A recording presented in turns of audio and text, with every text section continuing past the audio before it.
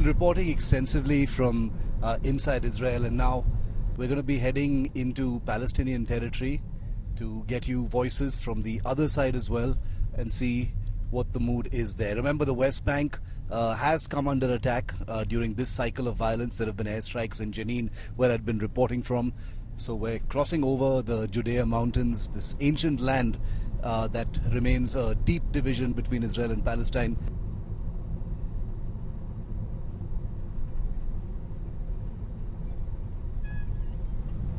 We've entered Palestinian territory now. What you can see atop that hill is one particular Jewish settlement where we've just crossed the border, and we're now firmly inside Palestinian territory, and we're heading towards the city of Ramallah.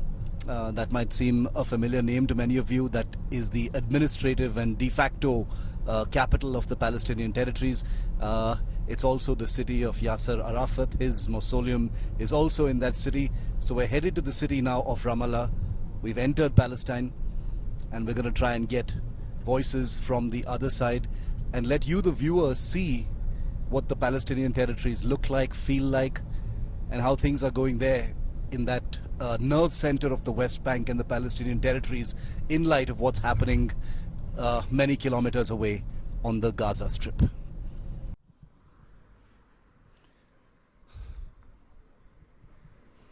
I'm standing now in the ancient city of Jerusalem, which, as you know, is divided between Israel and the Palestinian territories. Both sides claim Jerusalem as their real historical capital. I'm standing, in fact, at a particularly historic crossing point called the Damascus Gate. That's the symbol you see behind me. It's a structure that leads to other parts of the Palestinian territories. You can also see a huge deployment of Israeli police and security forces. You can see some of them in my frame. There are many more down the road from where we've come just now from Tel Aviv. But this particular Damascus Gate has become an enduring symbol of the Palestinian struggle, that has become a focal point at this point of time. We're expecting that a little later from now there could be huge protests as well. This road that I'm standing on has been a notorious site for clashes between Palestinians and the Israeli police. Many people have been arrested last year, between 2020 and 2021 and 22, I beg your pardon. About 25 people were arrested right here on this site just behind me. So it's a restive place. It's become symbolic of a place where violent demonstrations have taken place. Riots have taken place as well. So we're at that crossing point, and we're going to be venturing into Palestinian territories like we have been over the week here on India Today, to get you a perspective also from the other side.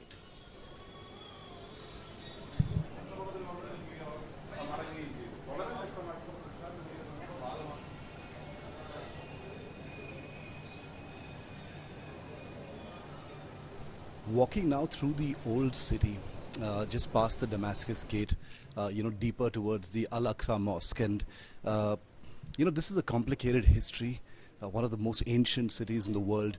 But this is a part of Jerusalem that has seen a great deal of tension.